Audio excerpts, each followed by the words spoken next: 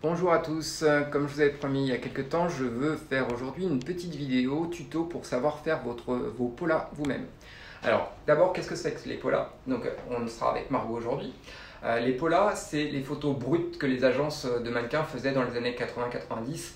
C'est des photos qui ne sont pas retouchées, qui étaient comme des polaroïds, donc effectivement qui sortaient de l'appareil. Le but étant de figer sans retouche la forme de la modèle, son expression, le visage, tout ce genre de choses.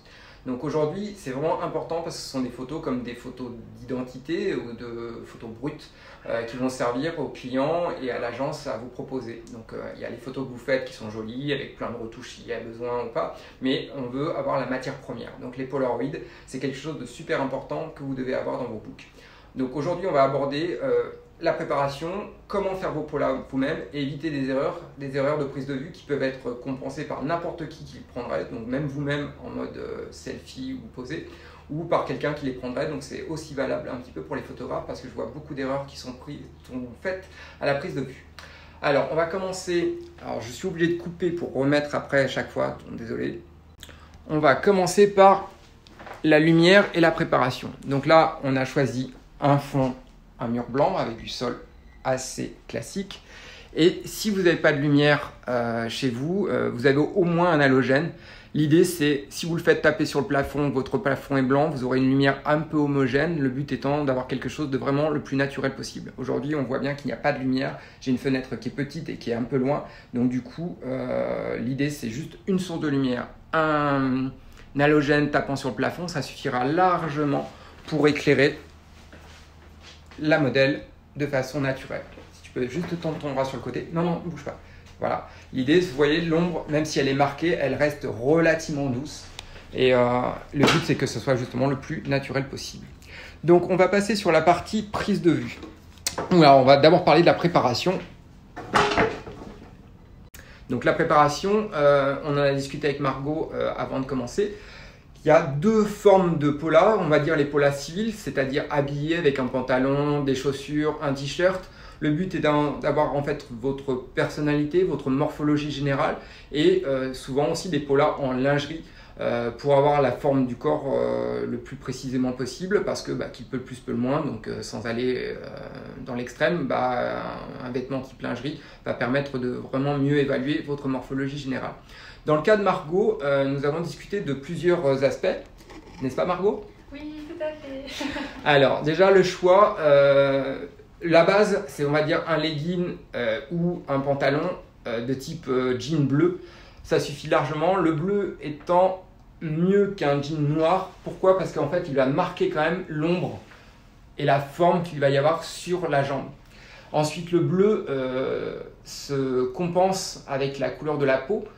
Du coup, ça va soutenir votre couleur de peau, ça sera plus flatteur. Donc, je suggère plutôt vraiment un jean de ce type-là, de couleur-là, et ça sera très bien. Ensuite, le haut, on en a choisi plusieurs, enfin, on a essayé plusieurs.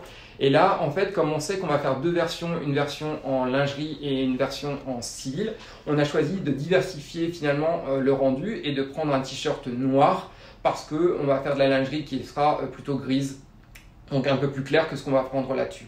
Donc là, l'idée, c'est que peu importe sa morphologie de corps, on va l'avoir dans la lingerie. Donc du coup, on s'en fout un peu. On veut la rendre la plus civile possible, que ce soit pour un casting style figuration, des t-shirts ou des vêtements portés normalement pour une marque de vêtements.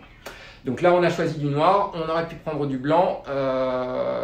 Mais je vous explique que le noir, on l'a fait pour compenser justement ce qu'on n'aura pas, ce qu'on aura différemment dans la lingerie.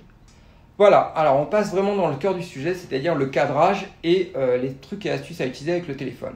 Donc la première partie, c'est que là, par exemple, je suis avec un iPhone qui a deux objectifs, un x1 et un x2. Et là, je suis calé sur le x1.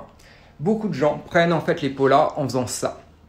C'est-à-dire, la caméra est à la hauteur du visage de Margot. Je suis reculé mais pas énorme, je suis à peu près à 2 mètres, 2 mètres 50 et là en fait elle est complètement déformée. Donc si je prenais la capture d'écran ou si quelqu'un prenait une photo normale, parce que vous demandez à vos parents, à votre petit copain ou quoi que ce soit, vous allez avoir quelque chose de complètement déformé.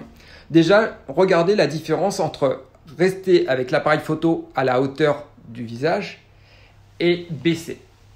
Là, je suis à peu près à la hauteur de son nombril. Et déjà, on a une perspective différente où on a plus de bas du corps que de haut du corps. Et toujours pareil parce que je suis en x1. Conclusion, en fait, ce que je veux vous dire, c'est que pour faire des polas, il faut que vous reculiez au maximum et que vous zoomiez. C'est là la différence. Là, vous voyez, c'est déjà beaucoup plus flatteur. Toujours pareil, là, si on regardait ou on avait une caméra sur moi, la différence, c'est que mon appareil photo est à peu près au niveau de sa cuisse. Si je me lève, le rendu est différent. Il est comme on est formaté à se voir si on prenait la photo soi-même avec un téléphone. Mais ce n'est pas le bon angle. Le bon angle, ça va être effectivement de prendre à moitié de la hauteur entre la personne. Donc par exemple, Margot fait 1m70. On va être vraiment à la hauteur. Et si je mesurais réellement, l'objectif, j'ai 1 mètre. L'objectif de l'appareil photo est à... Hop, on va se caler. 90. Voilà, je suis à peu près à 1 mètre. On ne le voit pas sur le bas. Mais hop. Donc à 1 mètre du sol. Donc voilà, l'idée c'est ça. Je peux reculer encore plus. Le problème c'est que si je recule plus, parce que j'ai un peu de recul dans mon studio, malgré tout, c'est plus flatteur. Mais quand vous allez zoomer, bah, vous allez perdre parce que vous allez être avec la qualité numérique. Même si ce n'est pas l'essentiel de l'exercice. Bah oui, effectivement, c'est un choix. Donc là, je me suis calé x2. Ça suffit largement. Et là, je peux me dire que je suis à peu près acceptable pour cette partie-là. Donc, je vais me rester là-dessus. Ça suffit. Et là, on va partir sur la partie quelles sont les poses dont on a besoin. Donc voilà, là, je me suis calé. J'ai posé mon téléphone avec un pied. Je suis en zoom 2,3. Et là, en fait, bah, vous voyez, j'ai à peu près la même distance entre le sol et ses pieds et entre le haut de la tête et la tête. Maintenant, on va parler vraiment des poses qu'on attend. Il y a beaucoup de polas où les gens, en fait, vont dire bah, je montre mon attitude. Donc, ils vont poser en faisant quelque chose. Donc, Margot, montre-moi comme tu ferais tes polas. Voilà. Voilà. Ce qui est très bien. Mais il y a un certain nombre de petits gestes qui fait qu'on ne va pas voir vraiment toute l'attitude. Donc, on va commencer par les trucs les plus simples du monde. Ce qu'elle a fait est très bien, mais je voudrais aussi les photos les plus brutes. Donc, du style, rapproche tes pieds, laisse tes bras le long du corps, voilà, relax, voilà. Et là, ça suffit largement. Donc, première pose, c'est celle-là. Je ferai une capture d'écran, ça me suffirait largement. Maintenant, profil. Ok, regarde devant toi. Là, il y a quelques petits trucs et astuces que je veux vous parler parce que ça va parler. Donc là, par exemple, il n'y a pas de souci margeur. Pourquoi? Parce qu'on ne les voit pas à cause du t-shirt. Par contre, je vais demander à Margot en fait de t'étirer vers le haut. Voilà. Déjà, elle est plus fière. Baisse les épaules.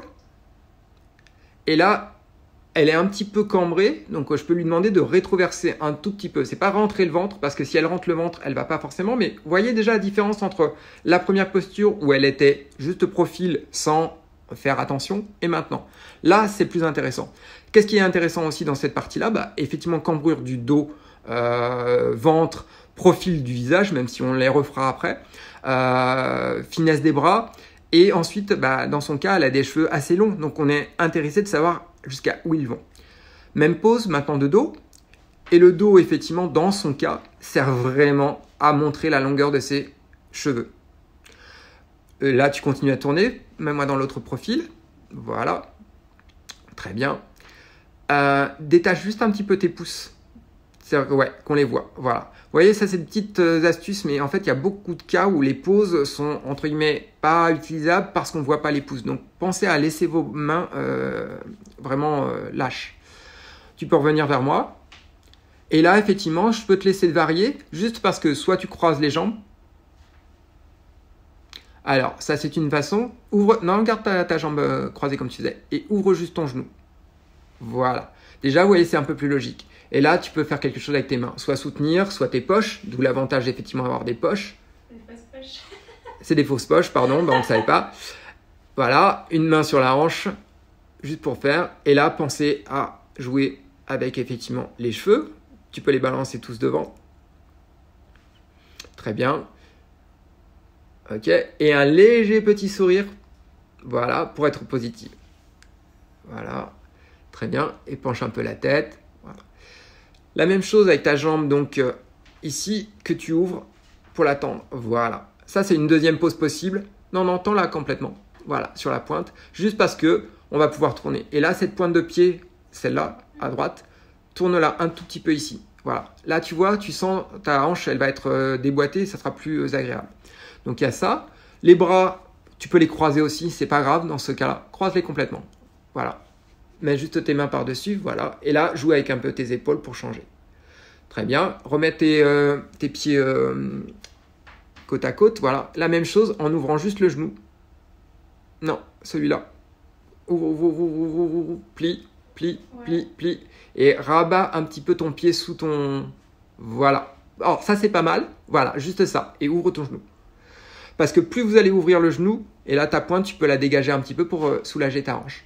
Voilà. Plus vous allez, en fait, montrer les formes générales. Et là, tu peux monter un petit peu tes bras. Voilà. Soit parce que tu tiens tes cheveux. Voilà. Tu peux les tenir comme ça avec une seule main.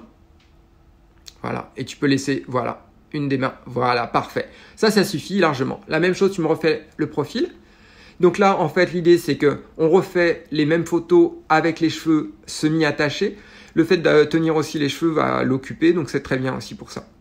Voilà, là, on est passé et tu m'en refais quelques-uns avec des pauses pour avoir de l'attitude. Sur le profil aussi. Alors là, par exemple, tu as le profil, tu es en train de me regarder, c'est bien. Et maintenant, commence à ouvrir un petit peu tes épaules vers moi. Et là, tu vois, détends ton autre pied. Voilà. Et tourne un petit peu 3/4 ou 2/3. Voilà. Lâche tes bras, tu peux lâcher tes bras. Agrandis-toi. Pensez toujours avoir effectivement de la prestance. Et là, tu peux changer un petit peu ta position des pieds si tu veux. Donc là, on est en civil. Donc du coup, on a gardé des baskets parce que justement, ce qu'elle vient de faire avec les pieds, elle ne pourrait pas le faire aussi facilement avec des talons. Parce que les talons montant déjà les jambes, on ne va pas avoir ce genre de choses. Ensuite, reviens de face-face. On en parlera peut-être avec la lingerie. Quand je fais les polas comme ça, qui sont relativement bas au niveau de l'appareil photo, l'intérêt, c'est de aussi évaluer la longueur des jambes par rapport au buste. C'est-à-dire, est-ce que le buste est long? Est-ce qu'il est court? Est-ce que ses mains descendent? Donc, est-ce qu'elle a des bras longs ou pas? Te touche pas, laisse l'axe, c'est très bien. Et voilà, relax. Et du coup, c'est toute cette partie-là qu'on va faire et qui vont servir en fait dans les polas de corps. Donc là, on a fait la partie civile. Je pense que j'ai pas d'autres conseils particuliers. Est-ce que tu as des questions, Margot? Non, sur la partie civile, c'est nickel. D'accord. Allez, on stoppe là-dessus et on va passer sur la partie lingerie. Et c'est dans la partie lingerie qu'on fera aussi les parties plus haut du corps.